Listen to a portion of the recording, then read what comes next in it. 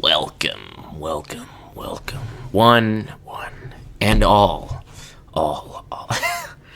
Welcome to the Knights of Lucky podcast episode, pretty sure it's 16 at this point.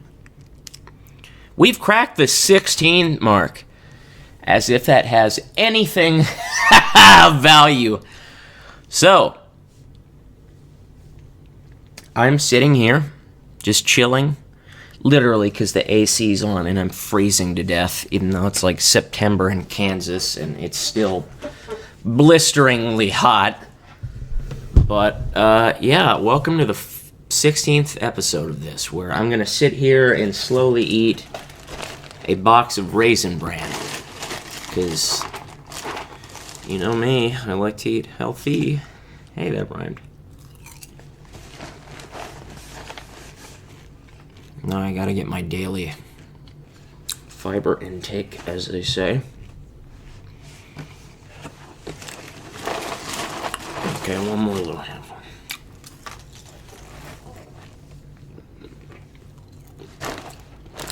Oh, that's good shit. That is good stuff. I don't know about you, but like, Raisin Bran to me is good stuff. I know a lot of people out there probably won't agree with that. Because, did I shut that thing off? I don't know if I shut that thing off. Hold on. Gotta do something. Are you shut off? No, you aren't. You aren't shut, mister. I forgot to shut the vents, because, like, right now I'm, like, freezing to death. I'm just sitting here, slowly but surely, freezing. It's hilarious, because outside it's, like, presumably it's, like, hot as hell. Because, obviously, some of you will probably know, but if you don't know already, I live in the great state of Kansas, USA, where Clark Kent is from. I mean, technically he's from Krypton. So I guess technically that's besides the point, but yeah, I live in Kansas, where I'm not even exaggerating, half the year it's freezing cold, then the other half of the year is blisteringly hot.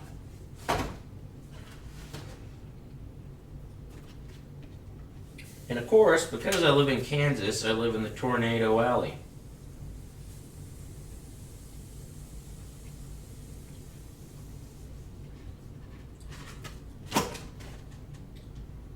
Hold on, I will be right back. This is not some random segue.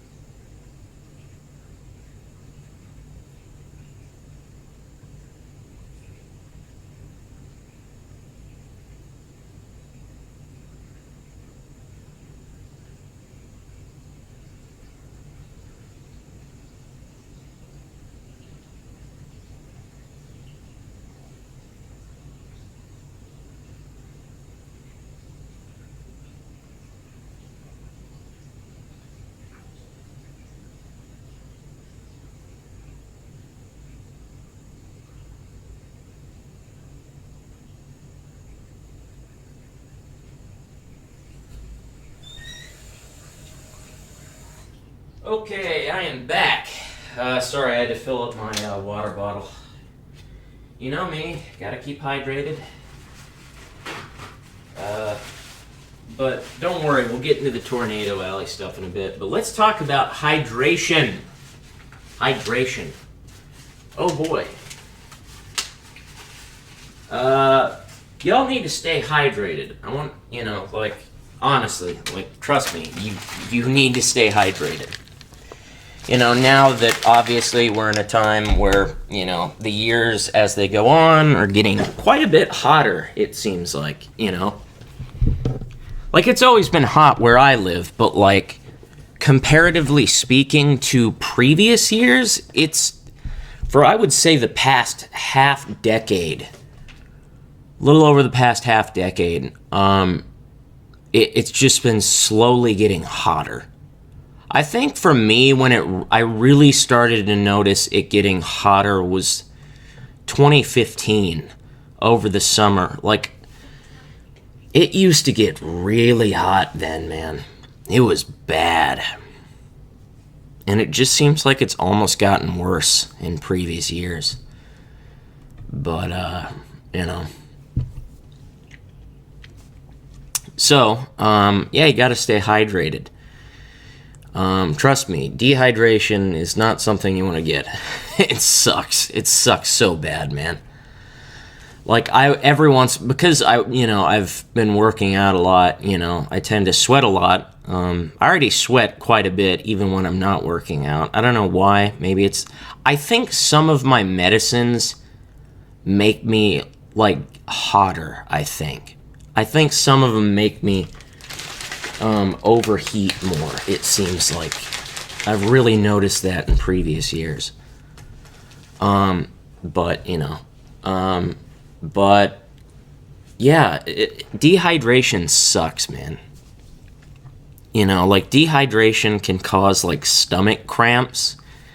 So they can cause, some mild to, in times that I've had it, severe pain. Like, it is bad.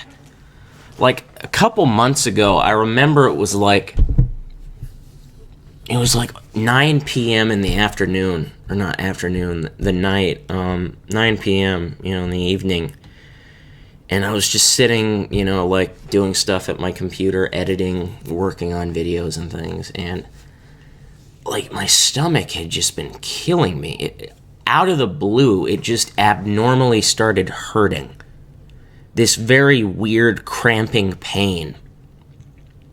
And I was like, this doesn't feel like my normal chronic pain. This feels like something different. And it just got worse and worse to the point where I was like, I don't know what the hell this is. Like, at the time, I wasn't totally sure. I was a bit worried, like, am I having, like, a flare-up? But to me, I didn't think that was too clear. Like, I didn't think it was that, really. I felt like this doesn't exactly feel like that. It hurts quite a bit, but it doesn't feel like pancreatitis pain, which I have. And then later that night, I thought, like, oh my gosh, it's dehydration. And I drank a little bit of water when it was hurting, and it helped a little bit. And whatnot. But basically, I took, like, some Tylenol and, ibuprofen or whatever and whatnot, and, that helped. And I just sat in bed, and I just remember getting tired, and I just blacked out.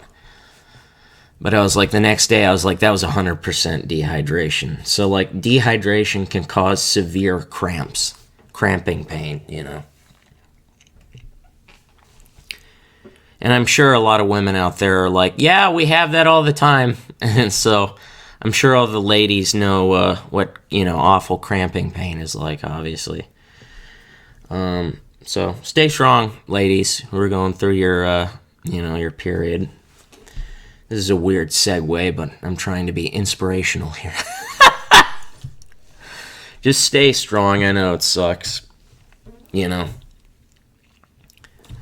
I've had some pretty bad cramping pain over the years, but not from, having a period, because, I'm a guy.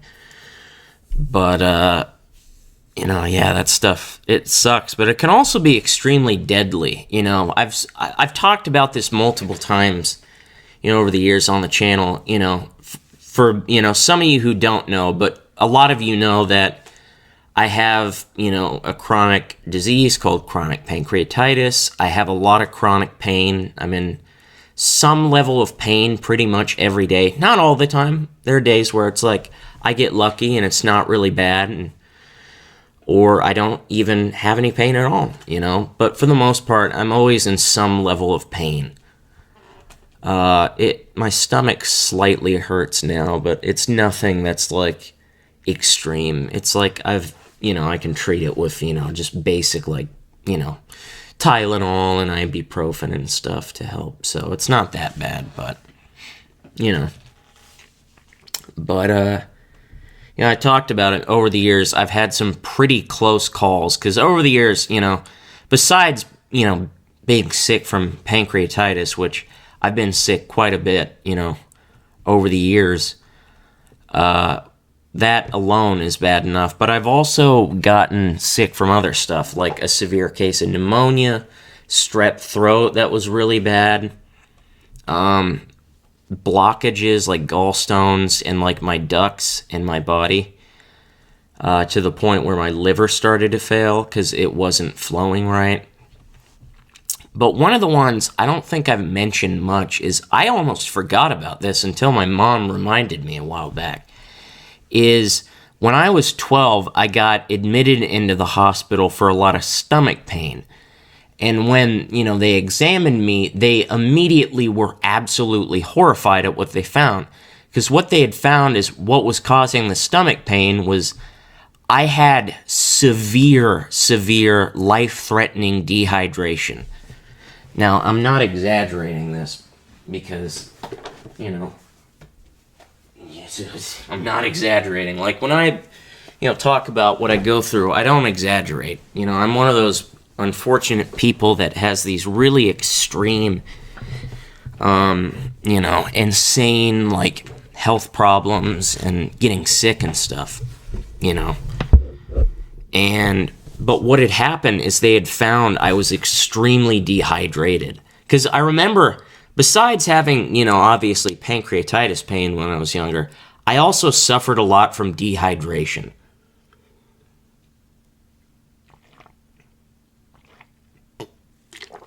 Sorry, I'm getting hydrated. But no, back then I suffered a lot from, dehydration. I couldn't really keep stuff down. Couldn't keep food down, and I especially couldn't keep any liquids down. So it was extremely common for me to also have these fits of dehydration where I'd have to go, to like the hospital or the ER to kind of get, IVs and stuff. So that was quite common for me back then.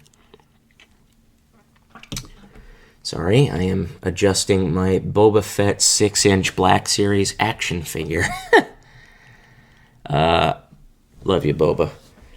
Can't wait for that show, by the way. But, no, yeah, I really suffered from that. And when they diagnosed that, like, it was life-threatening. Like, I remember specifically, they said that on a scale of 1 to 10, 0 being you're completely hydrated, 10, you're completely dehydrated and you're going to die. They said I was at a 9.5. They were giving me 3 to 4 bags of IV fluid every hour around the clock. I can't even describe how much I had to pee. I had to pee so much because they were giving, and these bags are huge. Like, those weird, like, backpack bag things? People with, like, the little straw they're carrying on their back when they go hiking. They were bags like that big. Like standard IV fluid bags. So, like, I was getting that around the clock because they were like, this kid, like, they were telling me, like, if we do not hydrate you and get you full of fluids, your organs are going to start shutting down. Like, I was legit, like, that's one of the closest calls I've had with death my entire life. So, like, gotta be hydrated. Like, I think that's something people often kind of, like, forget about. This is a weird thing to talk about, hydration, but, like, it is something people tend to forget about, I guess,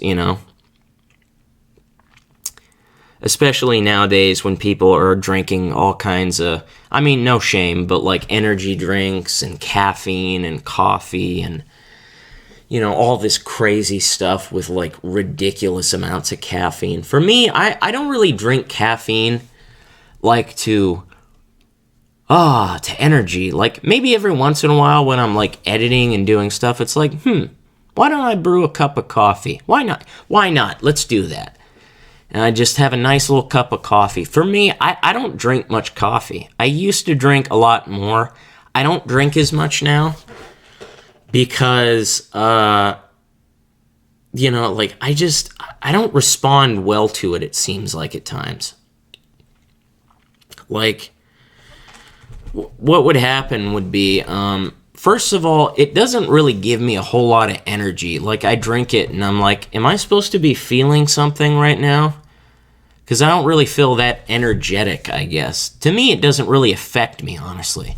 I don't really feel a whole lot of energy, so it doesn't really affect me in that nature. But also, for me, I noticed in recent months that, like, I remember one time I drank, like, one of those, like, I don't know how many ounces or what it is, but, like, those glass, like, Starbucks coffee, like 4 6-pack things. I drank one of those one day, and I'm not kidding. I had the jitters for at least 12 hours straight. Now, if you don't know what jitters are, it's the nickname, the term of when you drink too much caffeine and it starts to affect your body. Where you start to, like, shake, you get intense anxiety. You feel kind of like sick almost, like you feel like overcharged. That's what jitters is. It's when you drink too much caffeine. And, like, I drank it that day and I was like, I ain't doing this crap again, man. I limit coffee for me, like, 2 to 3 times a week. Usually I just drink, like, once every week. If I do drink coffee, like, once, maybe twice a week. But I don't really drink coffee as much anymore. I drink coffee maybe a couple times a month. I'm not exaggerating. I don't drink it really. Like, after that, I was like, I don't know, man. It's like chill on the coffee. I used to drink a lot of, like, soda and tea and coffee all at the same time. So that kind of affected me a lot. But, like, I don't know, just that one day where I drank that, it was just like I had a really bad reaction to it.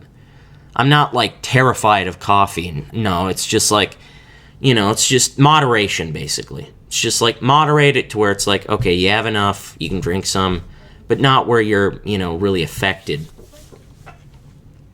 But, like, I remember back in high school, there would be kids that would just drink just those giant, like, cans of Monster Energy. Like, they drink tons of those, and I'm like, how the hell are you even alive? Because it's like, that is a lot of caffeine, man. Like, holy crap. It's just, that's nuts. That's crazy. And it's just like, that's too much caffeine even for me, man. I don't really drink energy drinks either. I stopped drinking those things years ago because they didn't really, like, I liked a Red Bull. I like the taste of a Red Bull. You know what? I'm going to look this up. I doubt they have it, but if they do, this would be cool. Because of certain medicine I take, I'm not advised to drink energy drinks. I can have caffeine, but not, like, energy drinks. With all that ginseng and whatever crap they put into it, Red Bull with no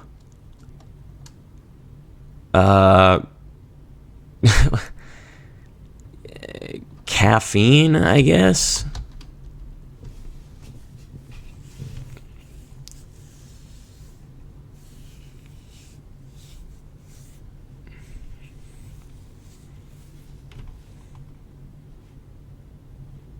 And stroke. Without caffeine, like, it's like I would love to just have a Red Bull without any of that, like, ginseng and taurine and stuff like that. Because I think that's the stuff that, gives you energy. But I can't with no taurine.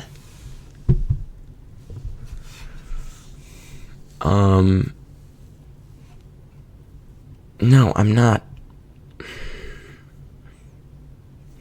Okay, this is not what... I don't know. Maybe the next time I go to the store, I'll look it up, look and see if they have any. Because I really like the taste of Red Bull.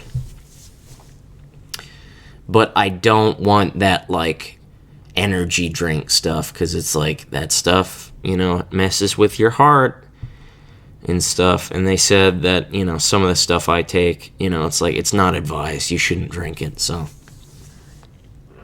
No Red Bull for me unless they make it without all that stuff. Like, you know, like no alcohol, spiritless alcohol, you know.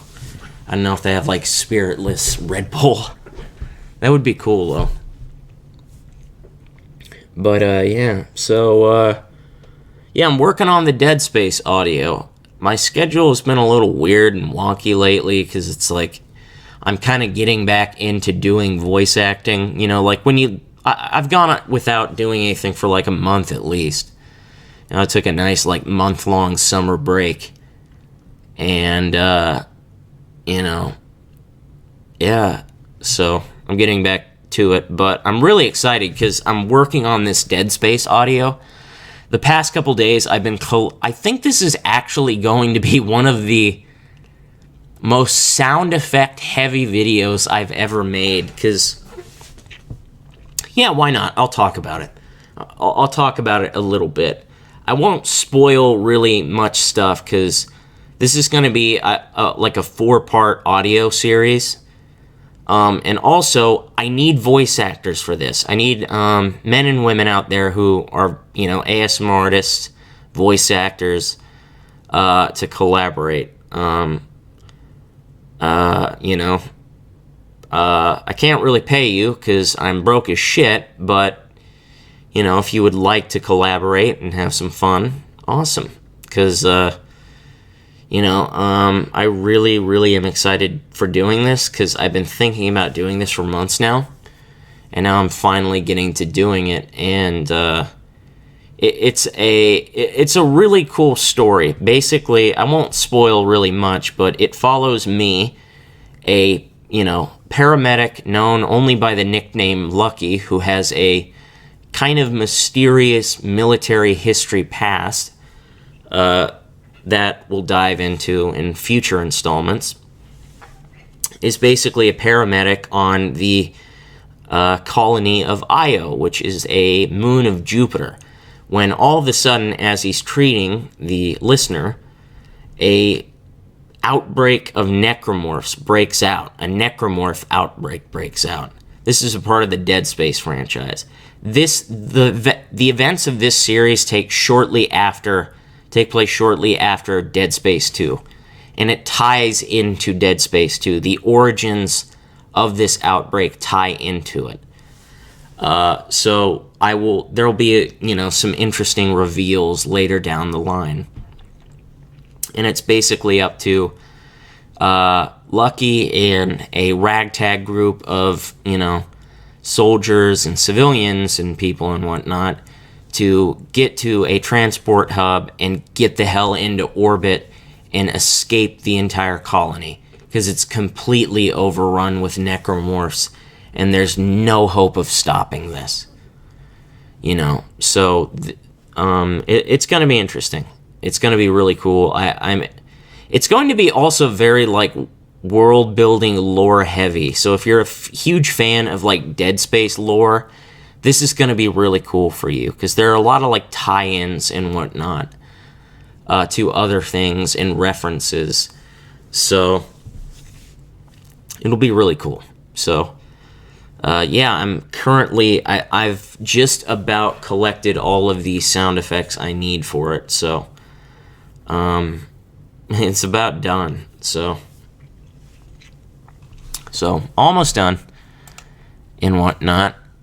I'm excited. I'm really excited, honestly, for this. So, let's get into some nerd news. Woo! So, let's see.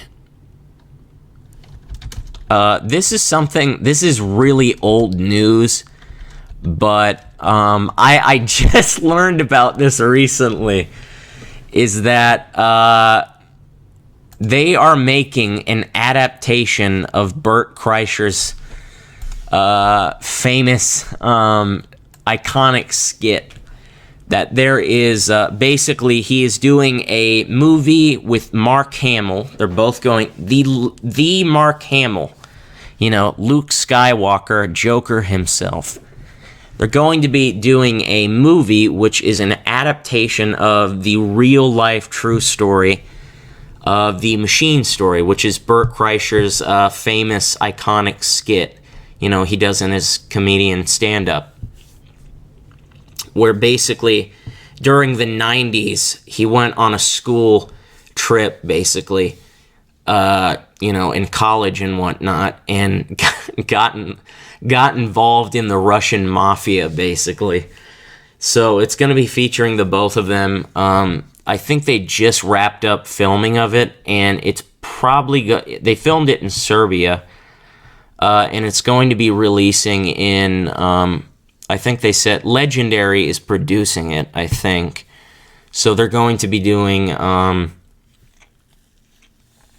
going to be doing it in, I think he had said that sometime spring 2022. So sometime early next year, this will be releasing, which I will totally be watching this stuff because I love the Bert cast. I love watching comedy podcasts. I'm a huge Two Bears, One fan, Two Bears, One Cave fan and whatnot, and a fan of Your Mom's House and the Bert cast. So I'm going to be watching that when it comes out because I love Bert Kreischer and Mark Hamill. So that's awesome. So I'm going to be watching that when it comes out.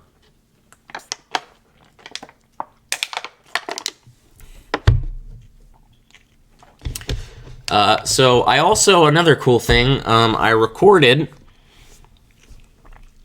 just recorded two reaction episodes of Marvel's What If. The first two episodes, the Captain Carter episode and the good old-fashioned T'Challa Star-Lord episode. And oh my gosh, they were both incredible. They were so good. So I'll be doing a reaction to those. I might be changing it up because I want to do these reactions and I really need to catch up on them. But, they take so unbelievably long to, edit. They take hours. And it's it takes a lot of time and whatnot. When I got into these reaction things, I had no idea how hard it was, how long and whatnot it took to make these. So that just blew me away. So, but I think what I might do is I might just, instead of doing where I chop it up and show all of the, important parts and the good reaction parts of it, I think I might just go ahead and upload the whole reaction. Because, I can do that because I'm not using any copyrighted audio or footage. So, I can upload that. I can just do it where it's I don't really need to edit much because I can just post the entire reaction and you can just, follow it along with me. You can, watch it like a commentary track, basically, essentially. Like a reaction/commentary track where you get the entire thing and whatnot. And it makes it easier for me, but also there is more content for you, and you can also sync it up with my reaction so you can watch it along with me. So I think that's what I might do. So I might try that because, like I said, I really want to do these reactions, but they take so ridiculously long to edit. It's they're really long to edit. So that kind of when I started doing this, that kind of surprised me and blew me away. How long these things take to edit. That really surprised me. I knew it wouldn't be easy, but it kind of blew me away how hard it was. So, but both of those two episodes were fantastic, and I didn't talk about this in the reaction for the first episode, or like the kind of like break down my thoughts of the first Captain Carter episode. I'll shut that off because it makes a funny noise, and we all hate funny noises. You know what? I would love to just have like a button. I could just click that thing off. It's my fridge. It makes a really annoying noise. So, but you know, so yeah, one of the things that I thought was really interesting, I completely forgot to talk about this, you know, and whatnot, was the thing in Marvel's What If. Basically, the first episode was about Captain Carter. Now, I don't know if she's an actual character in the comics. I'm not too familiar with that, but, you know, basically Captain Carter, essentially is where, in an alternate timeline where instead of Steve Rogers becoming Captain America and getting the super soldier serum due to a freak accident, which I won't spoil because I don't want to spoil it, Peggy Carter basically became the Captain America of this universe, the Captain Carter of this universe. And one of the things, I'll admit, kind of spoiler, but to be fair, this is kind of a reference to a film that's almost a decade old, Captain America the Winter Soldier, is, I didn't talk about this, but one of the things I thought was extremely interesting was how Peggy predicted the events of Captain America the Winter Soldier and whatnot. That Peggy predicted that Hydra would infect S.H.I.E.L.D. and it wouldn't go away. Because she says, like, we'll be able to, something along the lines of, like, in the war room, she's, like, talking, like, we won't be able to defeat Hydra, but we will win the war. And I thought that was really interesting because she predicted that, because Hydra did end up living in this timeline. They still would have, presumably. You know? They presumably would still have infected S.H.I.E.L.D. and whatnot, which I find interesting because that also leads into another kind of thing that I thought was interesting, is like, does this mean that in this timeline, Peggy Carter basically went through all of the events and whatnot that Cap went through in the main Infinity Saga? To me, that's really interesting. That's really fascinating. Like, I would love the idea of basically Peggy was a part of the Avengers. She took Cap's place and basically became the Captain America of that timeline, where she basically fought through all of these events, these conflicts, these, you know, the Battle of New York, taking down Hydra and the Winter Soldier, taking down Ultron, Civil War maybe, you know, Infinity War, Endgame maybe, like, because the Watcher at the end of the episode says, like, and a new hero was born in the multiverse or whatever. So, you know, it really is interesting. Like, I find the idea that maybe she could be, like, going through all those events extremely fascinating. That would be such a cool idea. And personally, I would love to see that. I would love to see her in live action. I think they could pull it off. I really think that. I think if Marvel gave Haley Atwell the chance to play Captain Carter in live action, I think she'd nail it. I think she'd absolutely nail it. Because she was great in this episode. You know? So I honestly think if they did that in live action, I think that would work. I really think she would nail that. I would totally be up for seeing that. And, you know, I think with all these multiverse stuff, they are alternate timelines, but, like, now that obviously, spoiler alert for nobody who has seen basically anything in the MCU for the recent couple years and lately, is now Marvel is diving into a lot of multiverse stuff. So now, you know, with things like, you know, Doctor Strange, WandaVision, Loki, you know, Spider-Man No Way Home, Doctor Strange, you know, Multiverse of Madness, you know, Marvel's What If. They are completely going straight into it. You know, it's completely confirmed at this point that we are seeing multiverse stuff. I won't spoil what happens in these things, but if you've been paying attention recently to these things, you'll know what I'm talking about. But stuff has been coming out lately that shows, yeah, they're getting into multiverse stuff.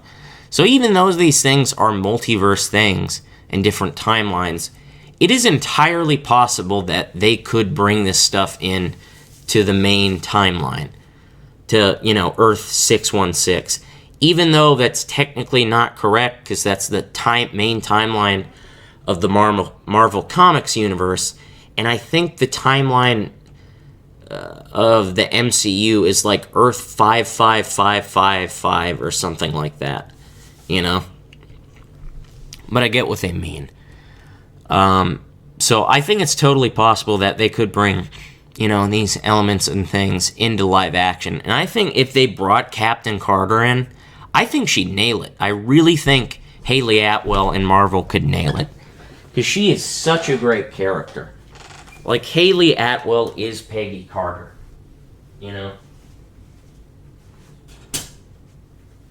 She is easily one of my favorite characters in the MCU. I even have a Captain Carter Funko Pop, because I'm a nerd, and I buy stuff. But, I think that would be interesting, you know? I think that could be honestly pretty cool, you know? I know we now have, you know, Sam Wilson, spoiler alert, as kind of the new Cap. I mean, listen, if you've been living, like, unless you've been living under a rock, you probably know that. But, you know, I think that would be really compelling, because, like, I could totally see Peggy becoming that kind of character that, you know, always continues to fight and goes through all of it, because, you know, throughout the episode, you know, Steve basically says, like, you're my hero, Peggy. So, like, I feel like that would be, you know, kind of the motivation similar like Cap had in, you know, the main timeline of the MCU, where, you know, she's basically like, you know, like, everything I said about you, I meant every word, that you were meant for something greater and whatnot. You know, I believe in you. And that was Cap's motivation. He would always remember that every single time, that I need to do this for her. I need to do this because it's the right thing, and she believed in me and whatnot. And she was right about him. He was meant for greater things. You know, he became an Avenger and saved the universe.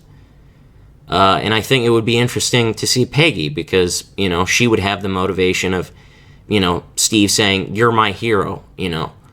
Like, you're my hero, I love you, I cared about you, you know, I want to dance with you, you know, as they say.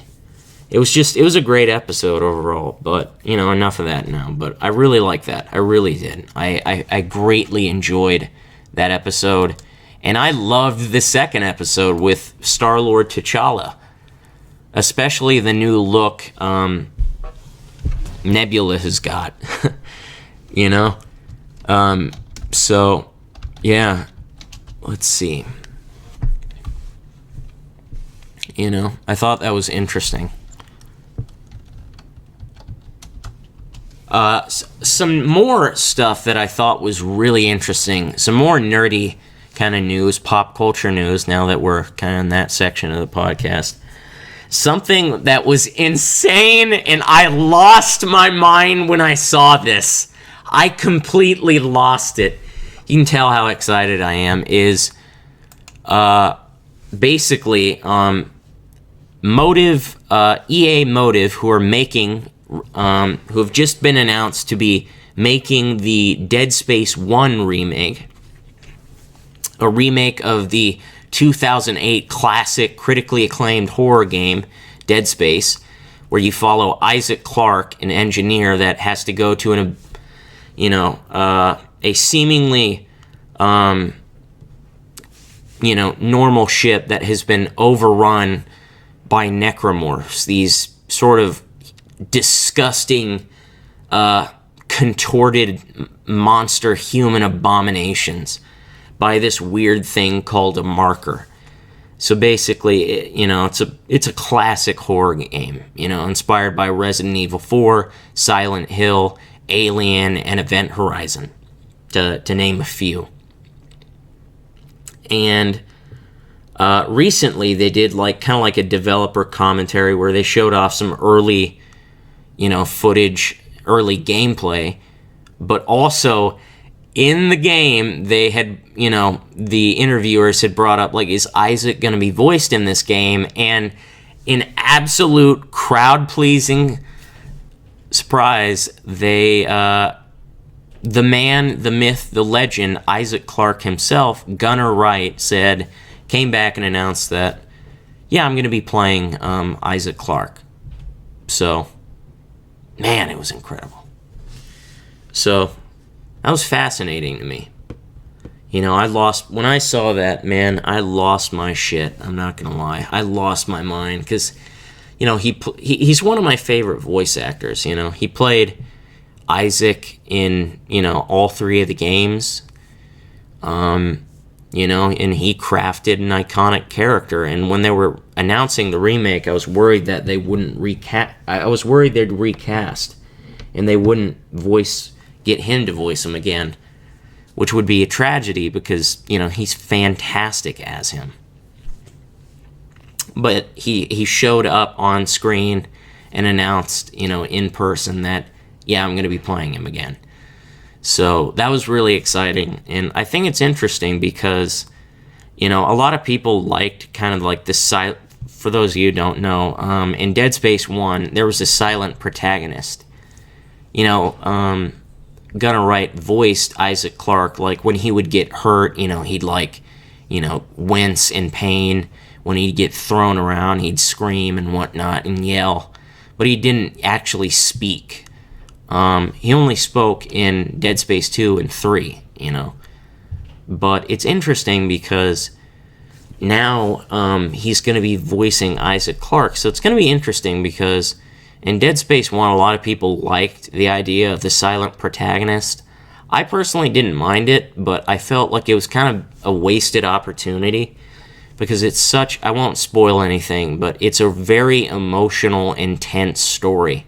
And I felt like if they got, a good voice actor in there, aka Gunnar Wright, and actually let him voice the character, there's so much material there he could work with, and whatnot.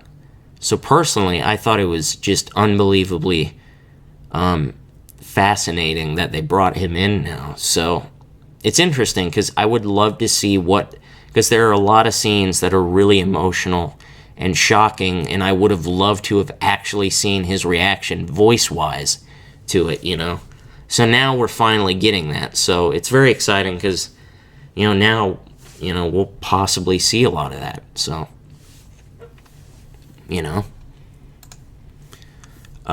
so, yeah.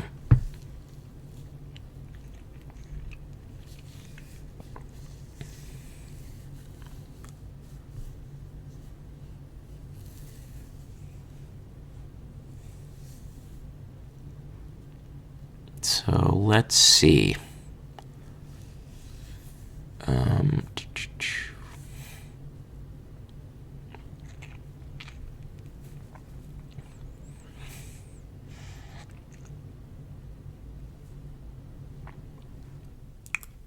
Okay, let's see.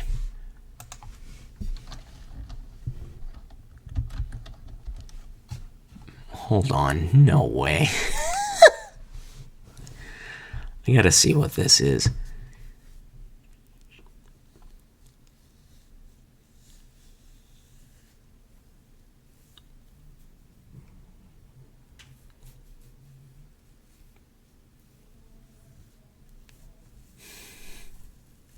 Okay, that's actually hilarious.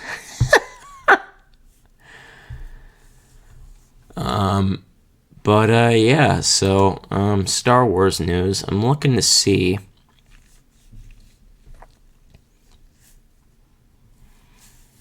from a certain point of view. Yeah. let's see, MCU news. So, Shang-Chi has come out. Or I think the correct pronunciation is Shang-Chi, if I remember correctly. Which is, getting great reviews. I've heard it's fantastic. I don't know if I'm going to go see it in theaters because obviously, pandemic. But, maybe I will. I don't know. I am, vaccinated and whatnot, and I wear masks and eat and stay healthy, so I should probably be fine, but, still precaution. So, there have been rumors, though, that Mark Ruffalo is going to be featuring as Hulk in Moon Knight. Now, if you don't know who Moon Knight is, he's one of the more underrated, unknown Marvel characters, where he basically was like an archaeologist that had uncovered this, temple in ancient Egypt, where basically he was being controlled by the moon god Khonshu, and he basically took over him and was like, okay, you need to do all this superhero stuff. You need to help people. You need to fight superhero stuff. And he kind of gave him this sort of, well, I don't know, I'm not too genius, but he's basically Batman if he was like into the moon, had a fetish for a moon, basically. But it's really interesting because one of the really cool aspects of the character that makes him genuinely unique is he has dissociative identity disorder, where he has multiple identities. I think one of them is like a cab driver. He has multiple identities, basically. And, it's very interesting, And one of the I wouldn't honestly even be surprised if this actually happened. I wouldn't be surprised if this did happen, considering how many cameos and appearances that of other characters and crossovers we've been getting in MCU Phase 4. Because I don't really want to spoil much, but there have been an insane amount of cameos from other characters that pop up in other characters' shows and movies and things lately. So, MCU Phase 4 is a lot about crossing over and whatnot. And basically two famous characters from, I won't spoil it, but from what I have heard, I mean, this was already in the trailer, so this is kind of already known, but two old characters from Doctor Strange and the Incredible Hulk show up in Shang-Chi. So, it's very crossover stuff lately. And given the fact that, Mark Ruffalo is going to appear in SheHulk, which will be coming out probably sometime, I would assume, next year. I'm not totally sure. I'll look that up, but SheHulk release date. Okay, I think they're saying, yeah, they say sometime around 2022.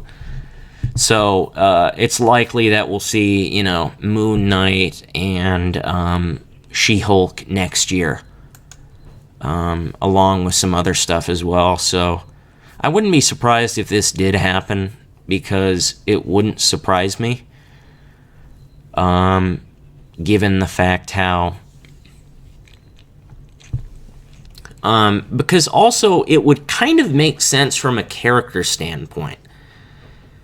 Because one of the great things about the MCU, some people can think this is a detriment, because to be fair, there are times where it's like, yeah, these characters, they can go solo, they can be independent and deal with things by themselves, but also one of the great things about the MCU is you can have characters that have similar instances and stories in life that kind of help each other, both fighting, supervillains and whatnot, but also emotional support, like, Tony training, obviously, Tony training Peter, Bucky helping out and training Falcon.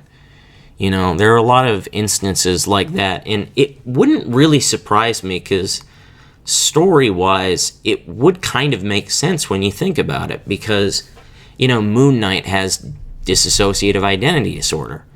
He has multiple identities and whatnot. And that's something that, Bruce Banner understands very well, obviously, because, he's the Hulk. He also has that, where he has this, hold on.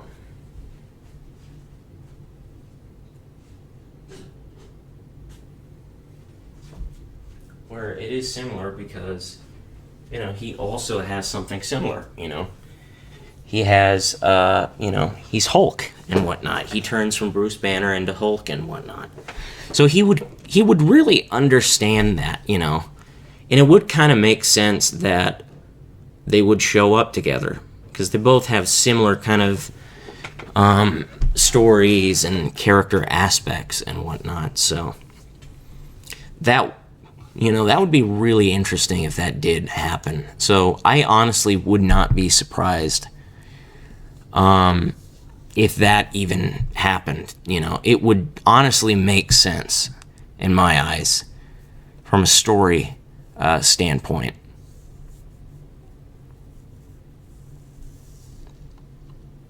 Also, a little tidbit from Moon Knight, Ethan Hawke, who is a fantastic actor, is going to be popping up in Moon Knight.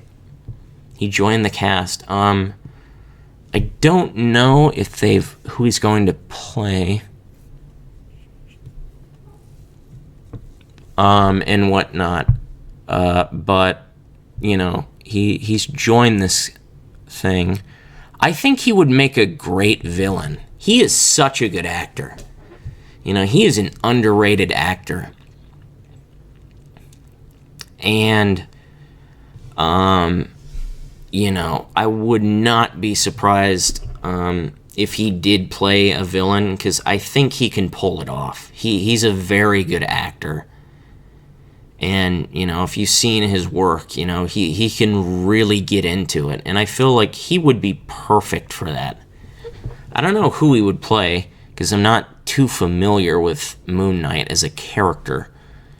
But, one other thing that I wanted to bring up is possibly,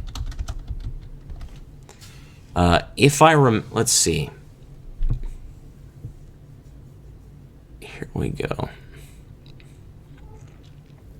To be fair, this is a rumor, so take it with a massive grain of salt, but it's been rumored that Vincent D'Onofrio is going to be returning as his iconic character, Kingpin, Wilson Fisk, from the Daredevil Netflix show, and will possibly be returning in the Hawkeye series, and whatnot. This isn't that surprising because I think Marvel lately has been addressing this because, it's very apparent that people like these Netflix shows. People really like these Netflix shows. They love those Marvel Netflix shows. I mean, things like Iron Fist and The Defenders and, some seasons of Punisher. They're not perfect, but overall, for the most part, there was a lot of great stuff, especially the casting in those shows. The casting of those shows was as good as you could ever possibly get.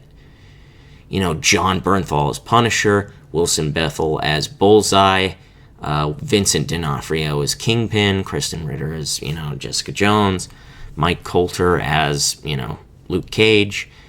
I even liked Finn Jones as Iron Fist, and obviously the best, the best is, good old-fashioned Charlie Cox as Matt Murdock, a.k.a. Daredevil. And people still really, really like those shows, and they really enjoy them. They're excited about them. They still obsess over them. Just like how now, spoiler, some old, I won't spoil anything, but some possible old Spider-Man characters and things are popping up in Marvel lately. So, and those things are like decades old, So, like, something that happened, like, a couple years ago, like, we just got, like, Daredevil Season 3 in 2018. Like, that's not too far away, And still, people are very adamant about bringing Daredevil and those Netflix characters back, and Kevin Feige earlier this year said that they probably could do it. And now that, like, if these Netflix shows are not canon, like, if they finally come out and say, those things were never canon, they're not canon, okay.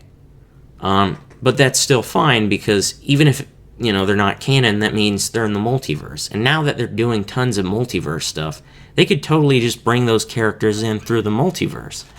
Or they could just be like, okay, those shows are not canon, but we will take these characters and these actors that these people played, these characters, Charlie Cox, John Bernthal, Vincent D'Onofrio, we'll take all of these actors and just bring them into the MCU and play their characters, in like a soft reboot where it's like, okay, you're finally in the MCU. We're not really going to necessarily do an origin or this or that, but we're just going to bring you in because people really liked you and you're really great characters. Because I don't think they're going to really recast them. And here's why. I don't think they're going to recast these characters. And the reason why is because, I can't remember where I read this. Somebody had said this, and I was like, I totally agree with that and whatnot. And I think exactly like this guy. I was like, that makes total sense. But this guy or gal and whatnot had basically said the reason why they're not going to recast them is most likely because of the whole SpiderMan Sony thing. As you remember, for those of you who didn't know, basically 2 years ago, shortly after Spider-Man Far From Home came out, Marvel and Sony could not come together and make another deal to keep Spider-Man in the MCU. Because the reason why Spider-Man got into the MCU was there was this historic deal between Disney and Sony where it's like, okay, Sony is like, you can use Spider-Man and some of his villains in the MCU and whatnot. And Marvel was like, we'll help make these movies and we'll help churn them out and make them great quality and whatnot and take care. And he was signed on for 5 movies. Captain America Civil War, Spider-Man Homecoming, Avengers Infinity War, Avengers Endgame, and Spider-Man Far From Home. Sorry. But after that, deal was up, they had to make a new deal, but they couldn't come to it. And famously, he got taken out of the MCU for about a month. But eventually, Tom Holland got, at the time, the CEO, like Disney, Bob Iger, to call up Sony and churn out another deal, and they did. They made a small, quick little deal. They will probably make another bigger deal after these films come out, but the current deal they have is he's going to appear in one more solo movie, Spider-Man Far From Home, but also he will appear in another, Marvel film, some other MCU film, he will feature in it. So that's the current deal. But, if you didn't know, basically when he got taken out of the MCU, the backlash Disney and Sony got for not making another Spider-Man deal was absolutely insane. It was historic how bad the backlash was. People were pissed. They were upset. I wasn't so much angry. I was just depressed. It's like this character I've learned to love over the past half decade. It's like he's gone now, basically. It's like it's all over, you know? But the backlash Sony and Disney got was insane for that. And I feel that I agree with this guy's statement that the reason why they're not going to recast him is that these Netflix characters are just as beloved as Tom Holland's Spider-Man and whatnot. You know, Charlie Cox's Daredevil, John Bernthal's Punisher. You know, all these characters are so beloved on the level of, you know, Tom Holland's Spider-Man that if they did take them out, the backlash, if they tried to recast these characters, the backlash would be unbelievable. So I agree with that statement. I don't think they're going to recast them. Because I feel similarly, like, yeah, if they did do that, the backlash would be insane, and whatnot. But back to the whole Kingpin thing, it is rumored that he will show up as Kingpin. And this would kind of make sense that they would at least get this. I don't know if this is necessarily true, but I genuinely believe that at some point they will bring Kingpin in. Because he is such a pivotal Spider-Man Daredevil villain. You know, he's both a Spider-Man, major Spider-Man, and Daredevil villain and whatnot. And if the rumors are true that Charlie Cox is coming to reprise his role as Matt Murdock in No Way Home, which it really seems like at this point, given the massive amount of rumors and info we've gotten over the past year, and whatnot, but also the fact that in this new film, Peter is going to need a lawyer for, well, the fallout and the events of Far From Home. So this would be the perfect opportunity to bring him in, but also now that they are, I'm not going to spoil who, bringing in certain characters from other previous franchises in the Marvel multiverse, it would not be surprising if they brought him in from a different universe, or they're just like, you're just canon in the MCU now. We're bringing all your actors into the MCU, and you're just going to play these characters again. The stuff you used to do isn't necessarily canon. It may be in the Marvel multiverse, but, like, we're just going to bring you in and whatnot and get, like, a nice little soft reboot where you just play these characters and continue a new, fresh story. And given the fact that these characters are so popular, and these actors that play him, it's not surprising that they'll bring him in at some point. Because those shows were extremely beloved and, you know, extremely popular. You know, they were huge. Like, they were a big deal when they were coming out. Those shows were insanely big on Netflix. They crushed it. You know, like, Luke Cage actually broke Netflix when it came out, season 1. It was so hyped up that it actually screwed up Netflix and broke the app, so they had to fix it. So these characters are very popular, but given the fact that they probably will bring him into the MCU, it's not surprising. Because if they do bring in, you know, Charlie Cox in No Way Home, which I genuinely believe they will. I feel that is the perfect opportunity, you know, because a lot of the other, I won't spoil it, but other characters from these multiverse previous franchises of Marvel, you know, they're extremely popular. And, you know, those characters are what everybody is excited about, but I feel like Charlie Cox as Matt Murdock is kind of like that icing, you know, the cherry on top, basically. You know, where it's like you get all these amazing characters, and it's like, guess what? You get Matt Murdock too. There. You know? And I feel like Kevin Feige and Marvel realized, like, yeah, people really like these characters. They want them. We're already doing this other stuff. Why not bring them in? This is the perfect opportunity story-wise to bring him in and introduce him into the MCU and whatnot. So I full well believe that he is going to show up in some form. I would say it's pretty likely. given the rumors lately and everything that's been happening, I think it's highly likely he will show up. It's pretty probable. So, so yeah. But I'm excited. I'm excited for that. So that's going to be interesting. So, yep. But, yeah, man. Enough nerd news, though. The world, it's crazy. Everything's going on, with COVID and, Afghanistan. And, I mean, just good grief. Like, there is just an insane amount of stuff that's been going down lately. Like, holy shucks. Sorry, that's my favorite pocket knife. I like playing with this little thing. Oh. Like, opening and closing this, for some reason, is satisfying. I don't know why.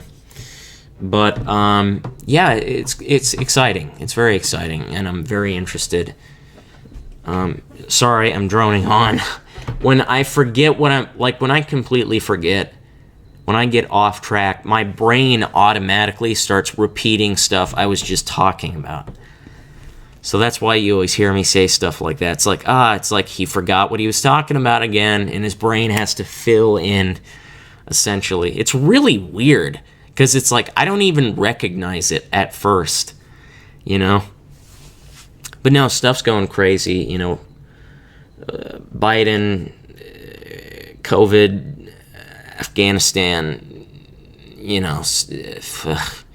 variants, not like Loki variant, not multiverse variants.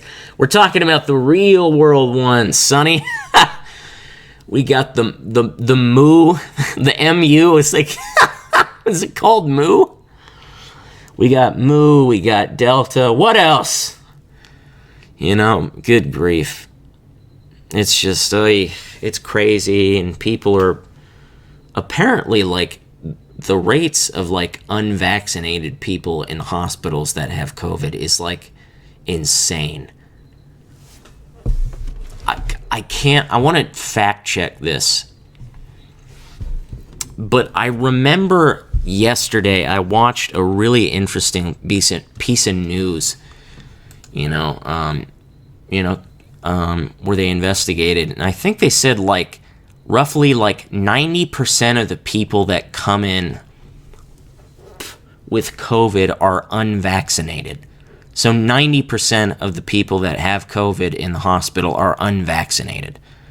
So 1 out of 10 people are vaccinated, but 9 out of 10 aren't. That is insane.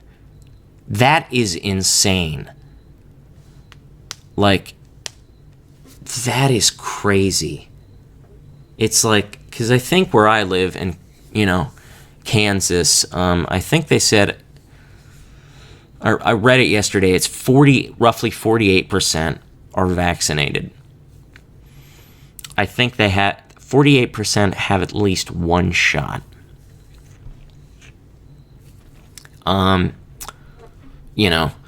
So, that's not too,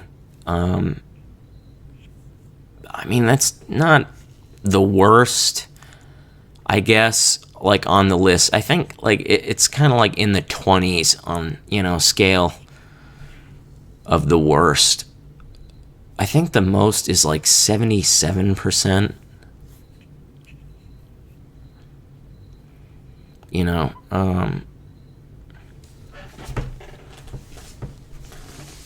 But, yeah, that's crazy. 90%. Where's the percent button? I can't find it. There we go. People.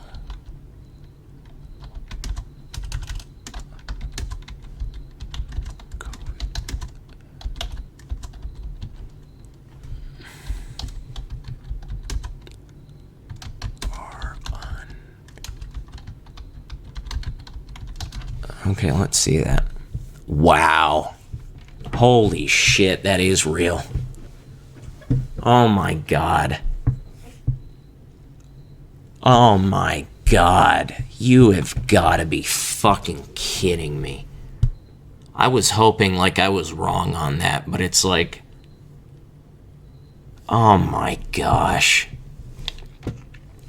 Nationwide, they're saying in multiple different states and hospitals across the country in the U.S., 90% of COVID cases are people who are unvaccinated. That is insane. Wow. Yikes. That's rough. That's rough. Holy fuck. That is bad. That is really, really bad. I'm vaccinated. I got vaccinated. I got my first shot. I got the Moderna vaccine. First shot in... Actually, I have the card. Let's see.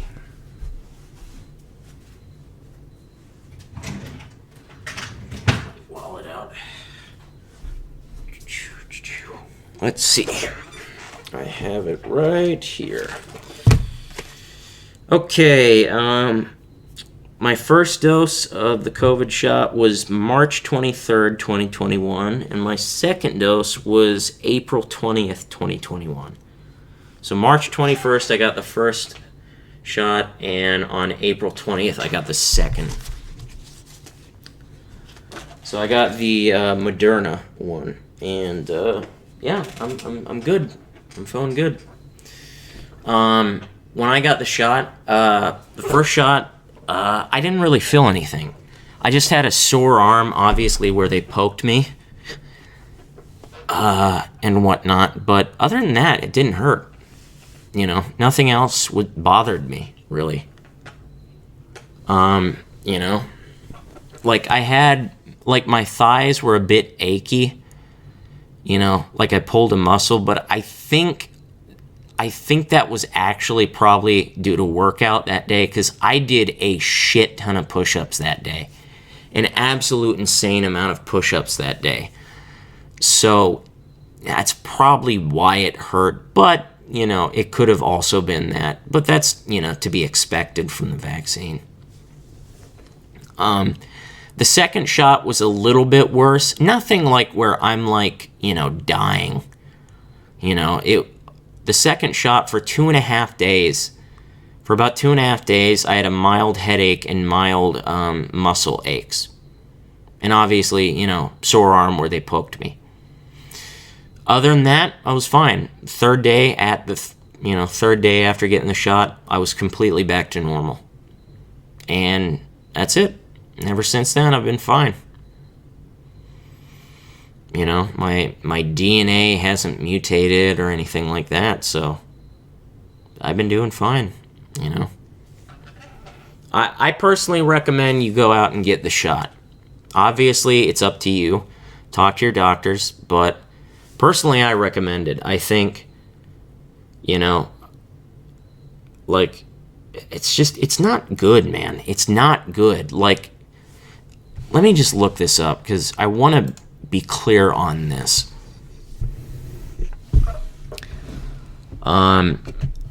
Because I want to talk about two things.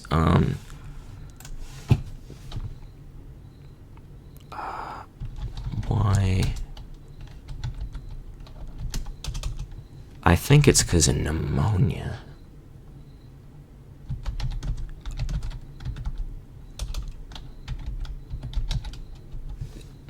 That's not the right button.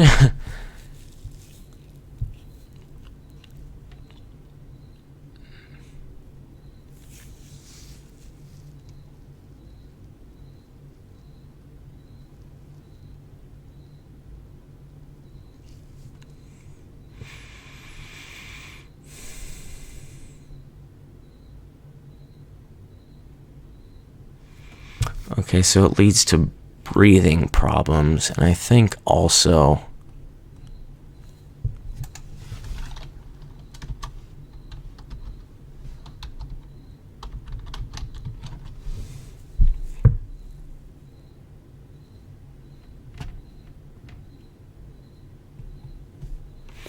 Yeah, one of the other reasons why people die is of pneumonia, meaning pneumonia, obviously, fluid in your lungs. And that is some rough shit. I haven't had COVID.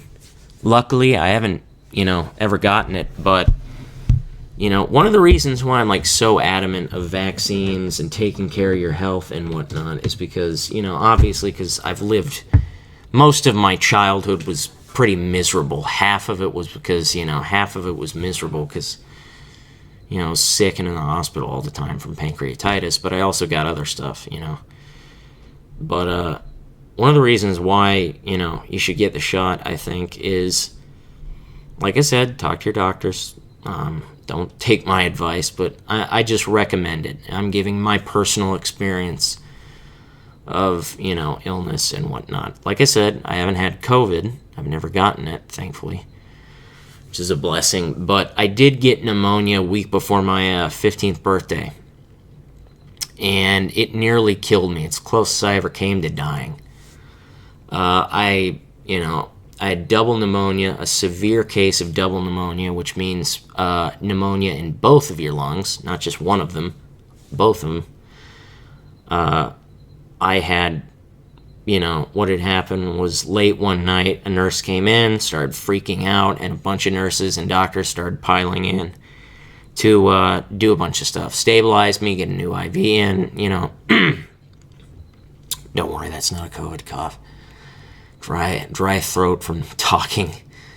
And, they're trying to stabilize me, get me to do these breathing exercises to get me to stay awake, get a blood sample, put in a new IV, get fluids, move me into the ICU, because at that time, I still have the paper. I have the paper. When you get out of the hospital, they give you a whole kind of record of what happened and whatnot.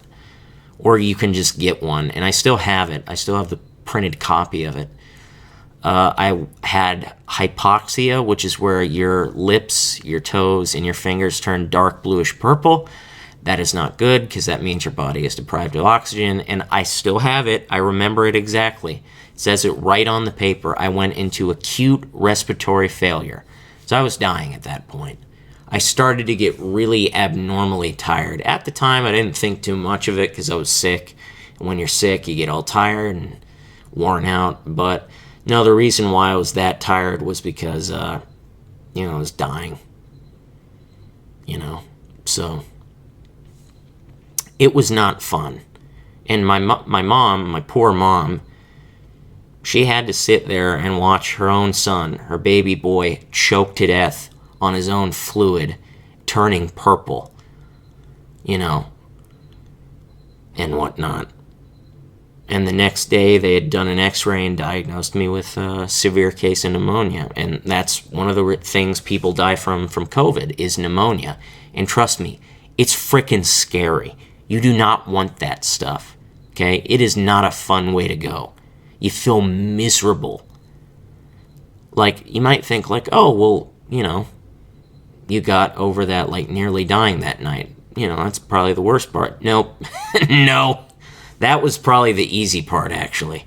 I mean, to be fair, it was not easy keeping me alive, but that wasn't the hardest part. The hardest part was getting back to normal, because I could barely stand, let alone walk.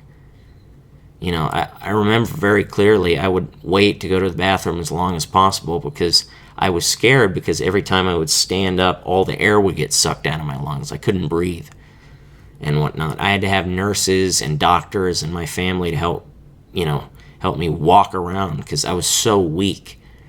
When you have all that fluid in your lung where air is supposed to be, you can't really exert yourself very much. And I was in the hospital. I was hospitalized for a week. I was in the ICU for I think 5 days. I was on oxygen constantly and whatnot. I was really sick.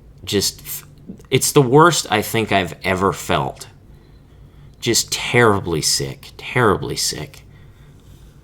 And, yeah, man, it sucked. But I spent a week in the hospital, then I got out of the hospital, but it wasn't over then. It took me 2 weeks to start. It took me 2 whole weeks to start getting back to normal. So at that point, it was 3 weeks. And then another week till I was 100% completely back to normal, like I was before I got it, completely healthy and fine. So at the end of the day, it took an entire month for me to get over that. And from what I heard, like, Tim Dillon, I think, who's a big podcaster and comedian I watch, he got sick from, like, the flu or something. Or maybe it was COVID or something. But he had gotten sick, and he said, like, he thinks he got COVID, and he was sick for a whole month. So, I mean, I'm not saying, COVID is similar to pneumonia. I'm not a doctor, but people who have COVID, a lot of them get pneumonia. And because he had said the same thing, like, it took him an entire month to get back to normal from that, whatever he had. So, it's just, like, trust me, you do not want to get that. A lot of people might say, well, oh, you got over it. It's like, yeah, I got over it, but, like, the thing I have learned in my life of being sick, I've learned the hard way. I've had, a pretty rough life, to say, objectively speaking. Being sick as a child, being sick in general is bad enough, but being a kid, that's just terrible. But the thing is that, it's not something you want to get, because I learned over the years is, like, even if you beat something, you get over it, you're not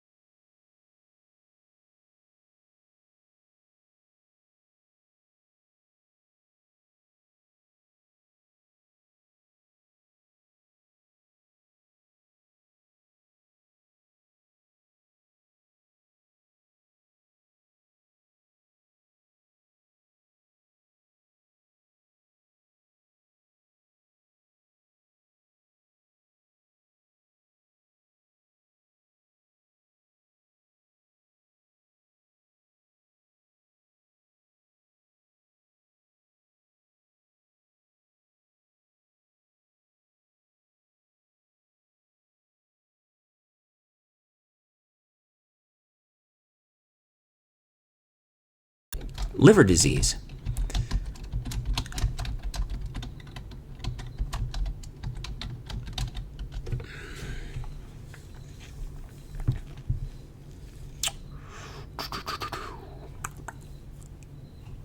Liver disease every year. Okay, 31,000.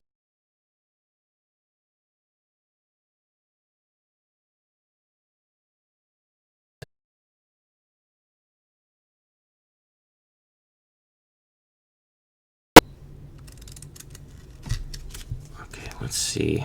It actually might even be more.